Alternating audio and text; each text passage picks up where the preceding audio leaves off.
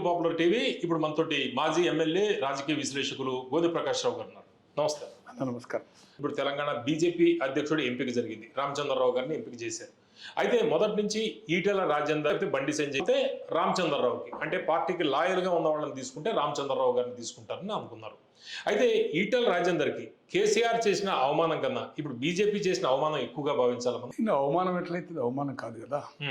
ఆయనకు అధ్యక్ష పదవి ఇస్తానో లేకపోతే ముఖ్యమంత్రి చేస్తానని పార్టీ చెప్పలేదు కదా, ఏ రోజు చెప్పలేదు కదా. అతని పర్ఫార్మెన్స్ కూడా ఉప ఎన్నిక గెలిచాడు, కొన్ని వేల కోట్ల రూపాయల అభివృద్ధి కార్యక్రమాలు కానీ ఖర్చు చేసిన పార్టీ కూడా అప్పటి వరకు ఆయన ఉప ఎన్నిక వరకు 2022 ఇప్పుడు ఉప ఎన్నిక జరిగింది. ఆ ఉప ఎన్నికలో హై అమౌంట్, నేను అనుకుంటే దాదాపు 30 కోట్ల రూపాయలు పార్టీ ఇచ్చింది. అప్పులు ఎవరి దగ్గర తీసుకున్నాడా, గొడవ ఎవరితో అయిందా అనేది జగమెరిగిన సత్యం అంటే. తో అది ఒకటి గెలవంగానే పార్టీ అంతా నేనే గెలిపించగలుగుతా. సంజయ్ గారు అప్పటికి ఏదైతుందో అధ్యక్షుడిగా పనిచేస్తూ ఉన్నాడు, మంచి పాపులారిటీ కూడా వచ్చింది. ఈయనేదో గతంలో పార్టీ లీడ్ చేసినట్టుగా, లేకపోతే ఏదైతుందో 10 మంది నాయకులకు ఎమ్మెల్యే టికెట్లు ఇప్పించా ఓ గ్రూప్ మెయింటైన్ చేసినట్టుగా ఆయన ఊహించుకున్నాడు. పార్టీలో సంజయ్ గారు పార్టీ ప్రెసిడెంట్, లోక్సభ సభ్యుడు, తనతో కార్పొరేటర్గా పనిచేసిన 5 సార్లు 6 సార్లు వాళ్ళ కుటుంబ సభ్యులు రవీందర్ సింగ్ అని మేయర్ కూడా అయ్యాడు అనుకోండి. అతను ఏదైతుందో లోకల్ బాడీ ఎమ్మెల్సీ కాంటెస్ట్ పెట్టాడు. ఈజ్ అ టౌన్, ఇద్దరు టౌన్లో వాళ్ళిద్దరికి పొసకది, రవీందర్ సింగ్ కానీ సంజయ్ కానీ. సంజయ్ బీఆర్ఎస్లో వచ్చాడు, బీజేపీలోకి వెళ్ళి మళ్ళీ తర్వాత ఏదైతుందో రెబల్గా పోటీ చేశాడు. బీఆర్ఎస్ అభ్యర్థి ఏదైతుందో గ్రాడ్యుయేట్ కమ్మిన లోకల్ బాడీ క్యాండిడేట్ అక్కడ భానుప్రసాద్ ఉండగా అతనికి తను సపోర్ట్ చేస్తాడు. రాష్ట్ర పార్టీ అధ్యక్షుడు ఫ్రమ్ టౌన్, ఇద్దరు కలిసి కార్పొరేటర్గా పనిచేసిన వాళ్ళు గతంలో.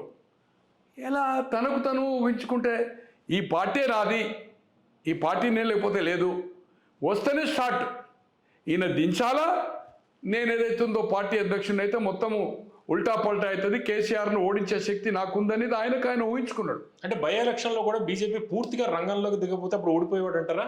అట్లేం కాదు కదా. అక్కడ ఏమైందంటే బీఆర్ఎస్ వ్యతిరేకత 40,000 పైన ఓట్లు 2 ఎన్నికలు కూడా వచ్చాయి. అంతకుముందు కౌశిక్ రెడ్డి చేశాడు, దానికంటే ముందు కూడా కాంగ్రెస్ కూడా గట్టిగా, కాంగ్రెస్ ఏదైతుందో గట్టి పెట్టిందా లేదా వేరే సంగతి. 3,000 వచ్చినాయి, డైల్యూట్ అయ్యి అతని టీఆర్ఎస్ వ్యతిరేకత కోసం ఏదైతుందో ఇతనికి మొత్తం కాంగ్రెస్ ఓటు బ్యాంక్ అంతా 40,000 ఓటు బ్యాంక్ అంతా బీజేపీకి పడ్డది, అంటే రాజేందర్కి పడ్డది, ఈటెల రాజేందర్కు. అప్పటి వరకు 6 సార్లు గెలిచాడు, 4 ఏదైతుందో డైరెక్ట్ ఎన్నికలు 2004, 9, 14, 18, ఉప ఎన్నిక 8, 10, మళ్ళీ 22లో 7 సార్లు గెలిచాడు. 3 ఉప ఎన్నికలు 4 అప్పటి సంగతి చెప్తున్నా, తర్వాత సంగతి ఇద్దాం. అయితే తనకు తాను గొప్పగా ఊహించుకున్నాడు. అక్కడ బీజేపీ ఏం లేదు, అంతకుముందు 2-3 వేలు వచ్చి నేను గెలిచిన అంటే అది కాదు కదా. పార్టీ నీకు అండగా లేకపోతే నువ్వు ఇండిపెండెంట్గా గెలిచినవు, తర్వాత బీజేపీ వచ్చిన అంటే వేరే సంగతి. వస్తేనే నేను అధ్యక్ష పదవి కావాలా, రైట్. ఏదో పరిస్థితిలో సంజయ్ గారిని చేంజ్ చేశారు, కిషన్ రెడ్డి గారిని పెట్టారు. అక్కడ ఆర్ఎస్ఎస్ ఇవన్నీ విశ్వ హిందూ పరిషత్ అన్నీ ఇన్వాల్వ్ అయితే బీజేపీ కాంగ్రెస్ పార్టీ లెక్కనో బీఆర్ఎస్ ఏదో ప్రాంతీయ పార్టీ లెక్క కాదు. It is a principle party, కొంత నిబద్ధతతో ఉంటారు. ఆయారం గయారంలకు అంత ఈజీగా ఏదైతుందో అధ్యక్ష పదవులు లేకపోతే ఏదైతుందో ముఖ్యమంత్రులు లేరు. ఒక అస్సామును కౌంట్ చేయొద్దు మీరు, బట్ ఏ రాష్ట్రంలో అట్లా జరిగే అవకాశం లేదు ఆ పార్టీలో ఉన్న సిద్ధాంతపరంగా. అయితే గ్రూపులు స్టార్ట్ చేసిండు, పోనీ రైట్. నేషనల్ కౌన్సిల్ మెంబర్ చేసిండు, గుర్తింపు ఇచ్చిండ్రు. ప్రధానమంత్రి వచ్చినా, షా గారు వచ్చినా, ఎప్పుడు వచ్చినా కూడా ఏదైతుందో అది ఆయనకు ఒక గ్రూప్ కట్టి ఢిల్లీలో ఈయన తీసేయాలని. ఎవరు గ్రూప్ అప్పట్లో ఈయనకి? రాజగోపాల్ గారు కానీ, వివేక్ గారు కానీ, ఇంకా ఇతరులు ఆయన ఎంబడి ఉండే ఏనుగు రవీందర్ రెడ్డి మాజీ ఎమ్మెల్యే కానీ బడిగా కొందరు ఉన్నారు కదా, కెపాసిటీ ఉందని చెప్పియడము. ఆయనతోటి కాదు తీసుకురాగలుగుతాడు, ఈయన తీసుకురాగలుగుతాడని రాజగోపాల్ రెడ్డి గారు కూడా చెప్పారు. To be frank, even Vishweshwar Reddy గారు కూడా ఫర్గా ఉంటాయి.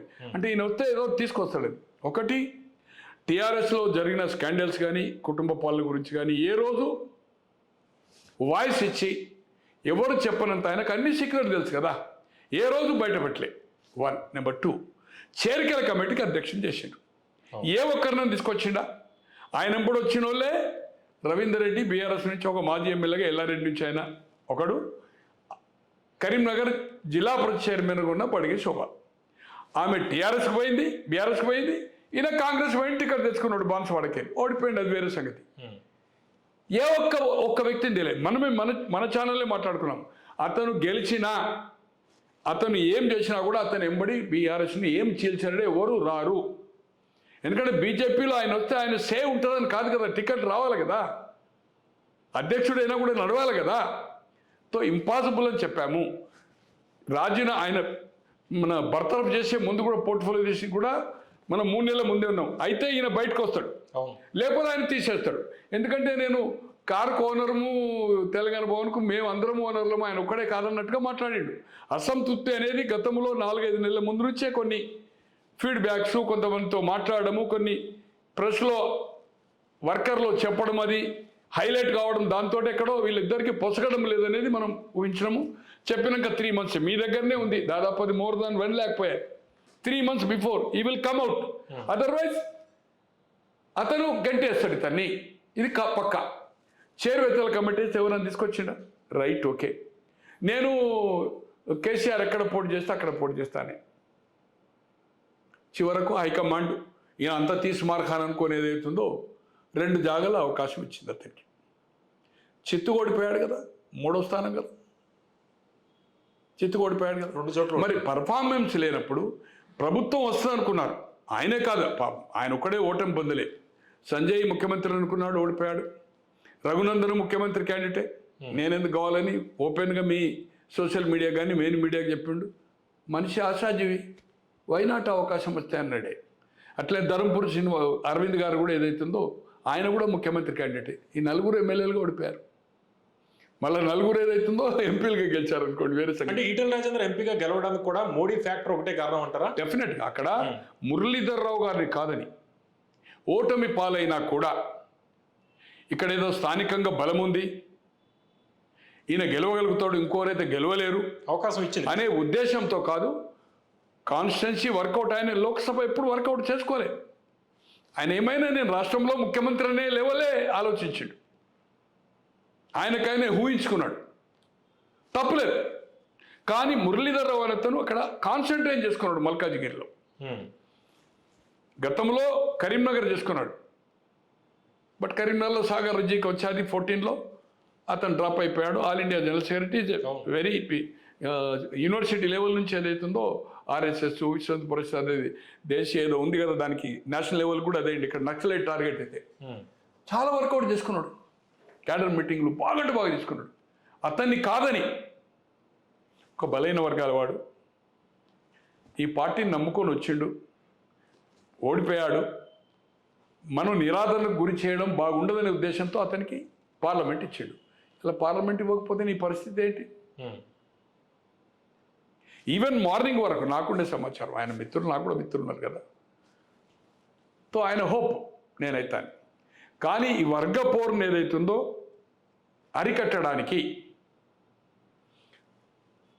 ధర్మపురి అరవింద్ గారు కూడా హోప్ ఉండే, సంజయ్ రావాలని ఉండే, కానీ నేను పోటీలో లేనన్నాడు. కానీ హైకమాండ్ పెట్టే అవకాశం ఉందనేది కూడా ఆయన ఊహించుకున్నాడు. జనరల్ గా ఒక పాపులర్ లీడర్ కదా, ఒక పాపులారిటీ ఉన్న లీడర్ ఈటెల రాజేందర్. ఫెయిల్ ఎక్కడ అయ్యాడు? ఒకటి సార్, ఎవరిని తీసుకురాలి, తను స్వయంగా ఓడిపోయాడు. చేరికల కమిటీ వేసిన ఒక్క వ్యక్తి రాలే, వచ్చిన వాళ్ళు కూడా వెళ్ళిపోయారు. ఆయన ఎప్పుడు వచ్చిన వాళ్ళు పోయిన main Ravinder Reddy and ZP chairman and Rajagopal Reddy గారు, వివేక్ గారు కూడా ఆయనతో సఖ్యత ఉండి అతనికి నాయకత్వం కావాలనేది కోరిన వాళ్ళు కూడా ఏదైతుందో బయటకు పోయారు, ఆపలేకపోయారు. కొత్త వాళ్ళు ఎవరు రాలే, నోబడీ. తో ఏ విధంగా అతను మెరిట్ అనుకుంటారు? అంటే ఈ అధ్యక్ష ఎంపిక జరిగే ముందు, ఈ ఎన్నిక జరిగే ముందు కొంత ఆయన మీద విమర్శలు వచ్చాయి. కాళేశ్వరం విషయంలో కేసీఆర్ వాళ్ళు ఏం చెబుతున్నారు, బీఆర్ఎస్ వాళ్ళు ఏం చెబుతున్నారో ఈయన కూడా అదే చెబుతున్నారు. కేసీఆర్ ని సమర్థించాడు కాళేశ్వరం. ఒకటి మనం అనుకున్నట్టుగా ఆయనే ఏ నాయకులను అక్కడి నుంచి తీసుకురాలేకపోయాడు. ఎందుకు? ఎంత లిఫ్ట్ ఇచ్చినా తర్వాత వాళ్ళను ఆ పార్టీని అన్పాపులర్ చేయడానికి ఉపయోగపడలే.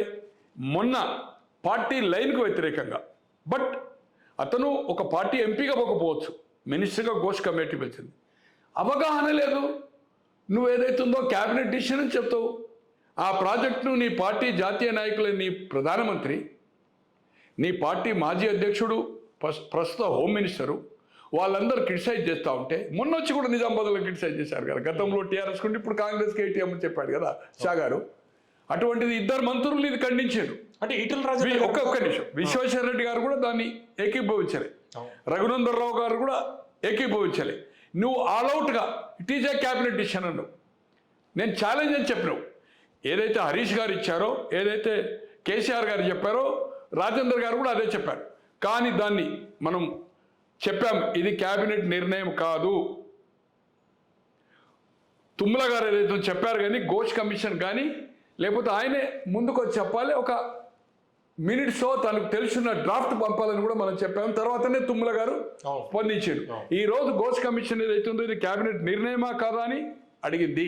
ఇప్పుడు ఆయన అవుట్ ఆఫ్ స్టేషన్ 1000 పేజీల రిపోర్ట్ చేసి డిపిఆర్ కానీ క్యాబినెట్ ఆమోదం లేకుండానే దే స్టార్టెడ్. రాటిఫికేషన్ తర్వాత చేశారు. కొన్ని ఏదైతే బిల్స్ మనం చేయాలంటే ఎమర్జెన్సీ లోక్సభ కానీ అసెంబ్లీలో ఆర్డినెన్స్ తెచ్చి గవర్నర్ ద్వారా, ప్రెసిడెంట్ ద్వారా, తర్వాత అసెంబ్లీలో పెడతాము. తర్వాత క్యాబినెట్కి ఎప్పుడు వచ్చింది? కొన్ని నెలల తర్వాత. డిపిఆర్ని డిస్కస్ చేయలేదు, ప్రాజెక్టు టెండర్ చేయలేదు, ఏది చేయలేదు, తర్వాత చేసింది. దాని మీద సబ్ కమిటీ కూడా ఒక సబ్ కమిటీ సభ్యునిగా తుమ్మల గారు ఏదైతుందో మన సీడీ అయిన తర్వాత, అంటే మనం ఓపెన్గా చెప్పాం, తుమ్మల గారు ఇప్పటికైనా ఏదైతుందో ఖమ్మంలో మాట్లాడడం కాదు, ఒక మంత్రిగా, బాధ్యత గల మంత్రిగా, ఆ రోజు మంత్రిగా, లెటస్ ఘోష్ కమిటీకి ఏదైతుందో మీరు ఆ కమిషన్కి ఏదైతే ఇచ్చిందో కమిషన్ ముందు పోవాలా, లేదా మీరు కరస్పాండెంట్ చేయాలా, అప్పుడు మీకు తెలిసిన విషయాలు విపులీకరించి వాళ్ళకు ఒక కవరింగ్ లెటర్ పంపాలని చెప్పారు. ఆయన చేశాడు. ఇప్పుడు ఏదైతుందో క్యాబినెట్ అడిగారు, క్యాబినెట్ కూడా రిపోర్ట్ తయారైంది. నేను అనుకుంటున్న రేపు ఆయన వచ్చిన తర్వాత సబ్మిట్ చేస్తారు. నేను ఏదో పత్రికల్లో చూశాను, నిన్న మొన్న ఎప్పుడు చూశాను. 1000 పేజీల రిపోర్ట్ ఏదైతుందో క్లారిటీ, వెరీ క్లారిటీ, మినిట్స్ సెక్రటరియట్లో ఉంటాయి. అది చేస్తున్నాడు. దానివల్ల నీకు ఏదైతుందో పార్టీ ఇమ్మీడియట్ ఇద్దరిని కేంద్ర మంత్రులు కిషన్ రెడ్డి గారు ఖండించారు, సంజయ్ గారు ఖండించారు. అది వాస్తవం తెలియదు. అంటే సీరియస్నెస్ లేక మిడిమిడి జ్ఞానంతో అంత బ్లండర్గా అక్కడ చెప్పొచ్చి కూడా బయట కూడా ఛాలెంజ్ చేస్తున్నాడు. ఒక మంత్రిగా అప్పుడు జరిగింది నేను చెప్పిన వాస్తవం అంటున్నాడు. తెలిసి తుమ్మల గారు చెప్తే కూడా నేను మినిట్స్ బయట పెడతా అంటున్నాడు. ఏది మరి మినిట్స్ బయట పెట్టలేదు ఎందుకు? ఒకటి అది మర్చిపోయి ఉంటాడు రాటిఫికేషన్ చేశారనేది. తను కూర్చున్నప్పుడు ఏదన్నా పిచ్చి పార్టీకి ఏదైతుందో దీని గురించి కేసీఆర్ ఈయనతో డిస్కస్ చేసి ఉంటాడు. ఏదో మాట వరుస ఇట్లా కాళేశ్వరము చేంజ్ చేస్తున్నాము, మహారాష్ట్ర ఇవన్నీ పోయి మాట్లాడారు కదా. అంటే వ్యక్తిగత అజెండా ఉండొచ్చు అనేది బీజేపీలో కొంతమందికి అనుమానం. న్యాచురల్లీ ఇప్పుడు శత్రువులు నువ్వు ఎలాగైతే గ్రూపులు కట్టి వేరే వాళ్ళని ఏదైతుందో కుల సంఘాలుగా విడిపోయినాయి కదండి. ఈరోజు ముదిరాజు కాపు అనేది కాదు. సంజయ్ ఓడిపోవాలి, నేనే సంజయ్కి అభిమానులు ఏదైతుందో రాజేంద్ర ఓడిపోవాలని, వీళ్ళిద్దరు అభిమానులు ఆయన ఓడిపోవాలని. ఎవరు ఆయన పేరేంటి, మన ధర్మపురి, వీళ్ళందరూ మళ్ళీ రఘునందన్ ఓడిపోవాలని. వీళ్ళందరూ నలుగురు ముఖ్యమంత్రి క్యాండిడేట్ అండి. Strong content. అంటే ఇవన్నీ ప్రెస్కి చెప్పినాయి, ఆల్మోస్ట్ ఆల్ ఓపెన్ అప్ అయినాయి, స్లోగన్స్ ఇచ్చినాయి. సార్ రోజు కొన్ని వందల మందికి ఈజ్ ఎ గుడ్ మ్యాన్, మంచి హోస్ట్. బయట కొన్ని ఎంతమంది అన్నారని లంచ్ ఉంటుంది, బ్రేక్ఫాస్ట్ ఉంటుంది. ఇంట్లో పెద్ద డైనింగ్ టేబుల్ 2 ఉంటాయి. 100-150 మంది ఒకటే చెక్క భజన. నేనే డిఫర్ అయిన తర్వాతనే ఆయన కలిసిన. ఎప్పుడు ఆయనతో నేను కూర్చుని కాఫీ తాగలే. తర్వాత రెగ్యులర్ గంటల తరబడి ఆయన దగ్గరికి నేను ఎక్కడికి 6 o'clock వెళ్ళేవాడిని. షామీర్పేట్ 6 o'clock. భయపడే రోజుల్లో అప్పటికి ఇంకా బీజేపీ అని ఆలోచించాలి. భయపడకు. ఇంకోటి యాంటీ డిఫెక్షన్ లా కూడా కరెక్ట్ తెలియదు అప్పటి వరకు. ఆయన అంటాడు నేను ప్రజల్లో తిరిగితే ఆయన డిస్క్వాలిఫై చేస్తాడు అంటాడు. నేను ప్రజల్లో చేస్తే డిస్క్వాలిఫై కాదు, మేనిఫెస్టోను ప్రజల్లో పోయి నువ్వు అడ్రస్ చేస్తూ ఉంటే ప్రతిపక్షాలతో కలిసి గవర్నర్ కలిసిన ప్రతిపక్షాల మీటింగ్లో కలిసి నీ ప్రభుత్వాన్ని దూషించినప్పుడే, విమర్శించినప్పుడే నువ్వు యాంటీ పార్టీ కింద వస్తుంది.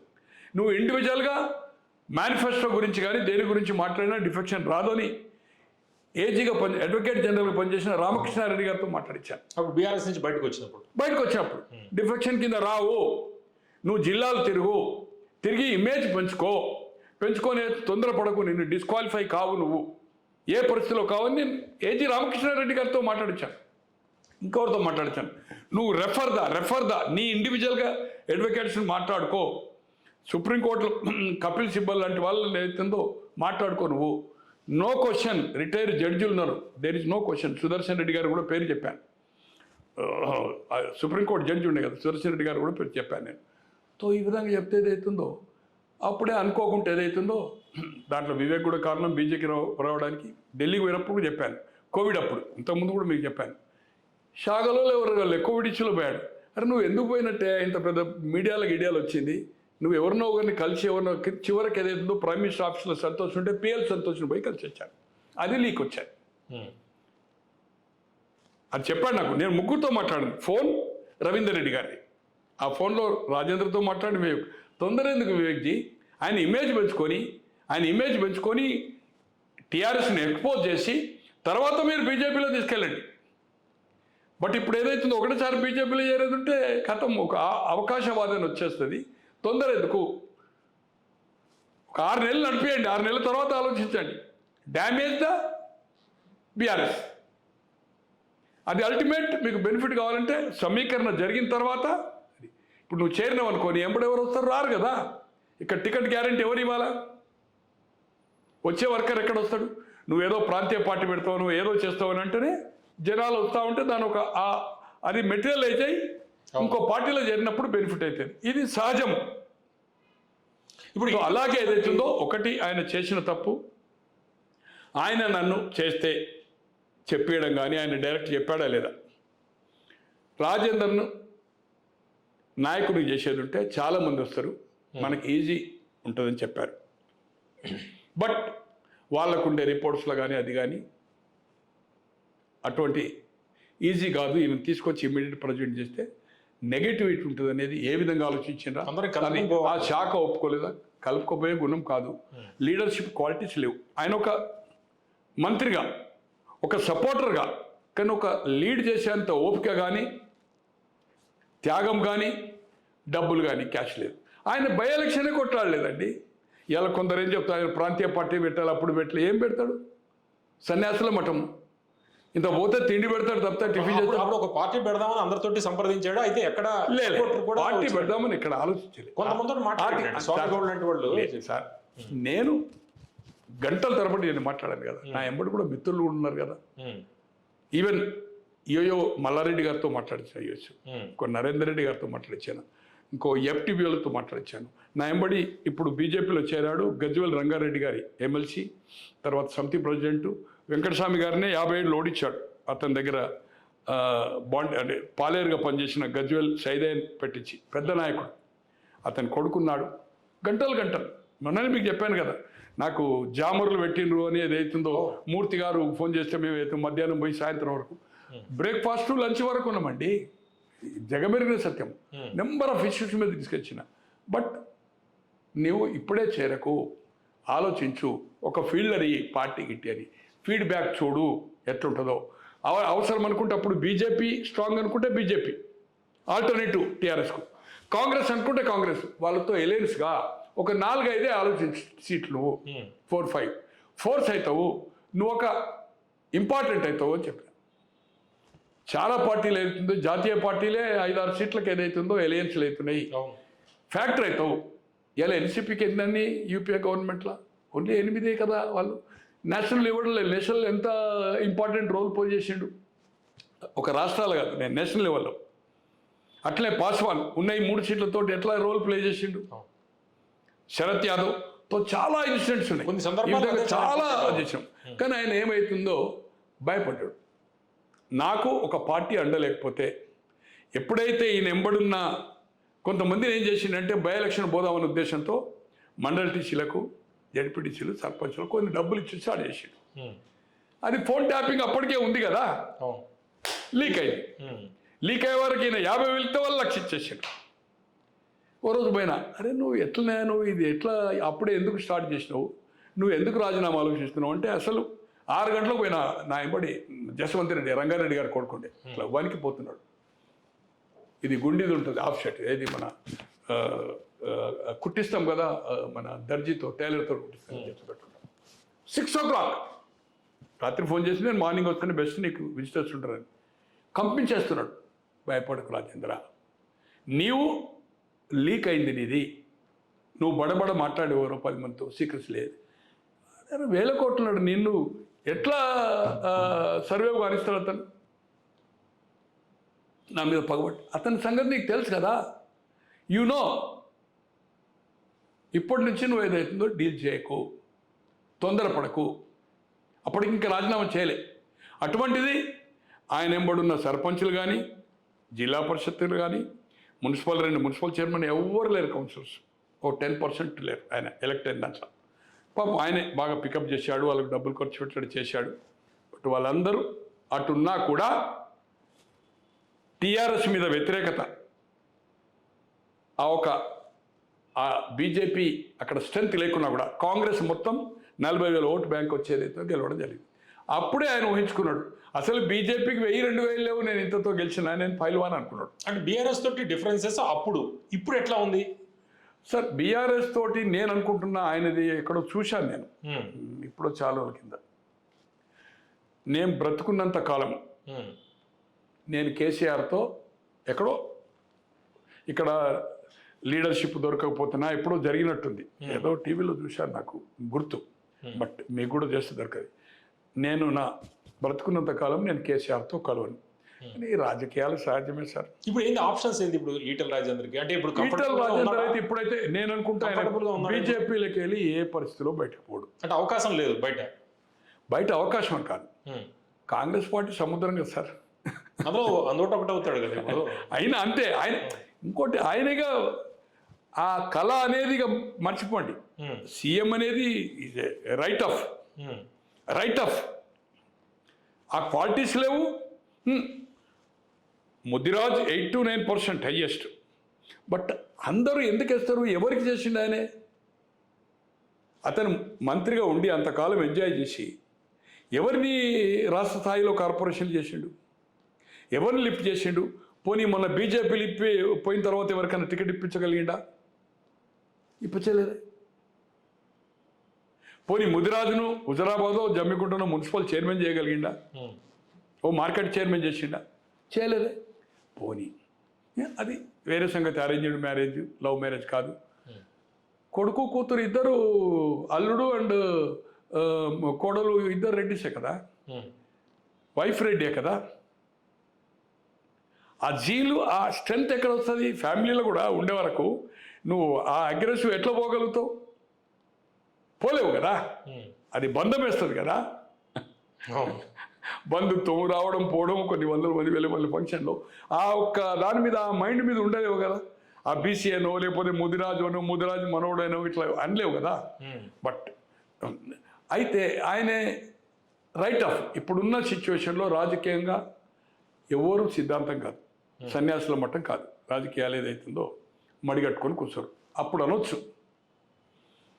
రేపు సిచ్యువేషన్ అతనికి నిజంగానే ఇక్కడ ఇస్తా అని చెప్పి చివరి వరకు ఆశ పెట్టి, ఎందుకంటే మార్నింగ్ వరకు నేనైతా అని చెప్పాడు. ఎవరు హామీ ఇచ్చారా ఆయన సంగత. కానీ ఇప్పుడున్న సిచ్యువేషన్లో ఈ వర్గపోరు, సంజయ్ వాళ్ళు బెటర్గా ఉంటుంది, మంత్రిగా ఉన్నాడు. కిషన్ రెడ్డితో కూడా తనకి సఖ్యత లేదు, అరవింద్ గారితో లేదు. విశ్వచర్ మొన్నటి ఎప్పుడైతే కాళేశ్వరం ఇచ్చిండో చాలా బీజేపీ క్యాడర్లో మిలిటెంట్ ఆఫ్ బీజేపీ అంటే న్యూట్రల్స్, బీజేపీ అభిమానులు, మెంబర్ కానోళ్ళు, బీజేపీని రాష్ట్రంలో అధికారం రావాలన్నా కేంద్రంలో ఉండాలని కోరుకుంటూ కూడా రాజేందర్కు ఉండొచ్చు. కానీ మిలిటెంట్స్ ఏదైతుందో తప్పు స్టేట్మెంట్ ఇచ్చాడు అనేది అభిప్రాయం పోయింది. తర్వాత వీళ్ళు రావడంలో ఎవరిని చేసినా, అరవింద్ని చేసినా బీజేపీ చేయాలి. ఈయనే సంజయ్. వర్గపోరు ఉంటుంది. ఈ వర్గపోరును నివారించడానికి న్యూట్రల్, లాయలిస్ట్, ఏబీవీపీ, బీజేఎం, తర్వాత సిటీ ప్రెసిడెంట్ ఉండే, జనరల్ సెక్రటరీ ఉండే, ఒకసారి ఎమ్మెల్సీగా, 2 సార్లు ఎమ్మెల్యేగా పోటీ చేసి ఓడిపోయి, ఒకసారి ఎంపీ అనుకుంటా మల్కాజిగిరికి వెళ్ళి ఓడిపోయారు. ఏది ఏమైనా సౌమ్యుడు. కానీ ఇప్పుడున్న సిచ్యువేషన్లో ఎదుటికి రేవంత్ రెడ్డి గారే హోల్ అండ్ సోల్, పిసిసి ఆయనే, ఇదే అని వాయిస్ అనేది ఏది ఉందో పోయేది ముఖ్యమంత్రి. అగ్రెసివ్, మాస్ అండ్ అగ్రెసివ్, అటాకింగ్గా ఉంటాయి స్టేట్మెంట్స్, ఉత్తేజపరుస్తుంది కార్యకర్తలు. అలాగే అటు నుంచి కేసీఆర్ కానీ, కేటీఆర్ కానీ, హరీష్ కానీ అగ్రెసివ్ ఉంటుంది. దానికి తట్టుకోవాలంటే ఇప్పుడున్న క్యాడర్లో, ఇప్పుడున్న ప్రజల్లో, కార్యకర్తల్లో ఉత్సాహం రావాలంటే అగ్రెసివ్, అటాకింగ్ ఉండాలి. అది రామచంద్రరావు గారిలో లేదు. నేను అనుకుంటున్నా, నా వ్యక్తిగత అభిప్రాయం, పార్టీలో ఉండే ఈ వర్గ పోరు ఉన్నా కూడా ఇది హైకమాండ్ నిర్ణయం. పార్టీలో ఉండే ర్యాంక్ అండ్ ఫైల్, నేను కూడా ఒక 10 మందితో మాట్లాడాలనుకోండి, వాళ్ళు కొంచెం వాయిస్ ఉన్నోళ్ళు బీజేపీలో, కొంచెం మా పార్టీకి ఇది నష్టమే అని చెప్పి దాంట్లో ఒక 6 ఏదైతుందో ఇంపార్టెంట్, ఇది మాకు పార్టీకి లాభం జరగదు దీనివల్ల అనేది. అంటే ఆర్గనైజేషన్ ని ఒక దారిలో తీసుకురావడానికి ఇది బాగా ఉపయోగపడుతుంది. ఇప్పుడు ఎన్నికలు లేవు కనుక, ఇంకా 4 సంవత్సరాలు లోక్సభ, 3.5 సంవత్సరాలు అసెంబ్లీ కనుక, ఇది 3 టర్మ్ జనరల్ ఆ లోపల కూడా స్టెప్ డౌన్ చేయొచ్చు. ఈ స్టాప్ గ్యాప్ ఈ లోపల సెట్ రైట్ చేస్తారు, నిరూపించుకుంటే వీళ్ళ ఒక యాక్టివిటీ ఏముంది, రాబోయేది వీళ్ళకు ఒక పరీక్ష. 3 నెలల్లో హైకోర్టు ఎన్నికలు పెట్టాలని, సెప్టెంబర్ 2 లోపల ఎన్నికలు జరగాలి. లోకల్ బాడీ పంచాయతీ ఇచ్చింది కావచ్చు, కానీ మున్సిపల్ కూడా అన్ని పోయినాయి. కార్పొరేషన్ హైదరాబాద్ ఉంది, కొన్ని ఉండే చోట 2 ఉండొచ్చు, బట్ అన్ని డ్యూ డేట్ అయిపోయాయి. ఫండ్స్ రావాలంటే ఎలక్షన్ జరగాలి, కోర్టు డైరెక్షన్ ప్రకారం జరుగుతుంది. ఎలక్షన్ జరిగినప్పుడు 5 జిల్లాల్లో లోక్సభ గెలిచారు, ఉమ్మడి జిల్లాలో. నిజామాబాద్, ఆదిలాబాద్ నగేష్, నిజామాబాద్ అరవింద్, సంజయ్, రఘునందన్ మెదక్, మహబూబ్ నగర్ అరుణగర్, రంగారెడ్డి విశ్వేశ్వరరెడ్డి గారు అండ్ కొంత పార్టీ వీరు వస్తారు, ఎవరు మన రాజేంద్ర గారు అండ్ హైదరాబాద్. 7 అంటే 10 జిల్లాల్లో, ఉమ్మడి జిల్లాల్లో 7 జిల్లాల్లో వీళ్ళ ప్రాతినిధ్యం ఉంది. 8 మంది లోక్సభ సభ్యులు, 2 మంత్రులు, లేని 3 వరంగల్, ఖమ్మం, నల్గొండ. వీళ్ళ పర్ఫార్మెన్స్, వాళ్ళకి ఇప్పుడు టాస్క్ ఇవ్వాలా రామచంద్రరావు గారు. మీ గెలిచిన లోకసభ ఉమ్మడి జిల్లాల్లో మీ బాధ్యత ఇప్పటి నుంచి గ్రామ స్థాయిలో మండల్ టీసీల ప్రతిదానికి బీఫామ్ ఇవ్వాలా, మున్సిపాలిటీలో కౌన్సిలర్కు, కార్పొరేషన్లో కార్పొరేటర్కు మీ బాధ్యత గెలిపించుకునేది. ఆ పర్ఫార్మెన్స్ హైకమాండ్ కూడా ఏదైతుందో అదే ఇస్తుంది, అబ్జర్వర్ కూడా అదే ఇస్తుంది. ఇప్పటి నుంచి 3 నెలలు ఏదైతుందో ఇక రేస్ అనేది అయిపోయింది, ఎవరు అధ్యక్షుడి అయిపోయింది. నవ్వు ఎవరి జిల్లా వాళ్ళకి ఏదైతుందో అప్పచెప్పి ఒక సమన్వయకర్తగా, ఒక ఎగ్జిక్యూటివ్గా అతను చెప్పాడు. నేను ఆయన స్పీచ్ చూశాను. నేను అధ్యక్షుడు అంటే నాదేదో మీ మీద రుద్దను, మీ అందరి అభిప్రాయాన్ని అందరినీ కలుపుకొని పోతాను, అందరినీ ఓన్లీ నేను మానిటరింగ్ చేస్తా అని చెప్పాడు. కోఆర్డినేషన్ అంతే, కోఆర్డినేషన్ తప్పితే నేను ఏమీ నా బాధ్యత ఉండదు, అంతా మీరే, మీరు చెప్పినట్టే మీ నిర్ణయాలే అయితే. ఈ లోకల్ బాడీలో ఈ 5 జిల్లాలు ప్లస్ రంగారెడ్డి, హైదరాబాద్, ఈ 3 లోక్సభ, 5 ఇండివిజువల్. అంటే వాళ్ళకి కాన్స్టిట్యూన్సీ కాకుండా జిల్లా కదా, ఉమ్మడి జిల్లా కదా. ఉమ్మడి జిల్లా అవి 14 అనుకోండి, అవి 10 అనుకోండి, అవి 9 అనుకోండి, కరీంనగర్ 13 అనుకోండి, వాటికి ఏదో బాధ్యత ఇచ్చి, మెదక్ 10 అనుకోండి, బాధ్యత వాళ్ళకి ఇవ్వాలి. మీ పర్ఫార్మెన్స్ ఇక్కడ చూపండి. హైకమాండ్ కూడా దీంట్లో చూపిన వాళ్ళకు రాబోయే రోజుల్లో భవిష్యత్తు ఉంటుందని చెప్పారు. ముఖ్యమంత్రిగా ఊహించుకున్నారు కదా, ఊహించుకున్న వాళ్ళు 4 ఓడిపోయారు కదా. నిజామాబాద్ ఓడిపోయాది, మెదక్ ఓడిపోయాది, కరీంనగర్ ఓడిపోయాది, ఈయన మన హుజురాబాద్ ఓడిపోయాడు, కరీంనగర్ అసెంబ్లీ, అందరూ ఓడిపోయారు, 4 ముఖ్యమంత్రి అంటూ. ఇప్పుడు మీ శక్తి సామర్థ్యాలు, మేము అబ్కా సర్కార్ బీజేపీ అంటున్నారు, మొన్న కూడా ఊహించుకొని ముఖ్యమంత్రులు అనుకున్నారు, శాసనసభలో ఓడిపోయారు. ఇప్పటికైనా కళ్ళు తెరిచి మేము ఎక్కడ ఉన్నాము, రాష్ట్ర స్థాయి కాదు, మీరు గెలిచిన మీ స్థావరాల్లో ఏదైతుందో ఇప్పటి నుంచి 90 రోజులు ఏదైతుందో పనిచేయమని ఆ టాస్క్ను ఏదైతుందో ఈరోజు అధ్యక్షుడిగా నియామకం కాబట్టి రామచంద్రరావు గారు, నాకు కూడా మంచి సంబంధాలు, వారిని మీ తెలుగు పాపులర్ ద్వారా 1 మీ దాంట్లో ఎక్కడ గ్రూపులు లేవు, తగాదాలు లేవు. ఇక మీ జిల్లా 5 జిల్లాలు, ఈ 3 ఇది. మీరు బాధ్యత తీసుకొని స్థానిక సంస్థల ఎన్నికలకు తయారు కండి ఇప్పటి నుంచే. ఇదే టాస్క్ మీకు అని నిర్ణయించినప్పుడు వాళ్ళ శక్తి సామర్థ్యాలు ఏంది, ఎంత గెలిపించగలుగుతారు, ఎలా ప్రభుత్వం వస్తుంది అనేది. అంటే స్థానిక సంస్థల ఎన్నికలకు దానికి సంబంధం లేదనుకోండి, అసెంబ్లీ 8 వచ్చినాయి, లోక్సభ 8 వచ్చినాయి, దానికి సంబంధం లేదు. కానీ ఇప్పుడు అది కూడా కొంత కనీసం ఏదైతుందో పోటీ, ఒక ప్రపోజర్ ఒక ఓటు 2 ఓట్లు వచ్చినా, ఒక ఓటు రాకున్నా పోటీ చేసి ఆ బీఫామ్ తీసుకుని ఆయన ఓటైనా ఆయన వేసుకుంటాడు కదా. తర్వాత బూస్ట్ నెక్స్ట్ ఎలక్షన్స్ డెఫినెట్ ఒక కార్యకర్తలను తయారు చేసుకోవాలి. 18 ఓటర్స్ ఎవరైతే ఉన్నారో ఇంకా ఓటర్ లిస్టుకు ఎన్రోల్కి అవకాశం ఉంది కనుక ఇమ్మీడియట్గా యుద్ధ ప్రాతిపదిక మీద ఏదైతుందో 18 ఇయర్స్ ఓటు ఎవరైతే జనవరి వరకు కంప్లీట్ అయిందో వాళ్ళని కూడా ఎన్రోల్ చేసే కార్యక్రమాన్ని ఏదైతుందో ఈరోజు పార్టీ అధ్యక్షుడు తీసుకోవాలి. ఏదేమైనా వర్గ పోరును నివారించడానికి చేశారు. కానీ ఇప్పుడు రామచంద్రరావు గారు అంటే నాకు గౌరవం ఉంది, స్కిల్స్ ఉన్నాయి, కెపాసిటీ ఉంది. బట్ ఇప్పుడున్న ఈ సోషల్ మీడియాగా దీన్ని కార్యకర్తల్లో పార్టీలో ఉత్సాహం రావాలంటే దేశంలో అటాకింగ్, అగ్రెసివ్. మార్నింగ్ ఏదైనా జరిగిందంటే ఇమీడియట్ గంటలో మనం ప్రెస్ మీట్ పెట్టి అటాక్ చేయాలి, అంతే. అటాక్ చేయాలి. అగ్రెసివ్ లేకపోతే పార్టీలో ఏదైతుందో ఉత్సాహం రాదు కార్యకర్తల్లో. సంజయ్ తెచ్చింది అదే కదా, ప్రతిరోజు పొద్దున సాయంత్రం పాదయాత్ర చేసి ఉత్సాహము అటాకింగ్ పోతేనే కదా వచ్చింది ఇమేజ్.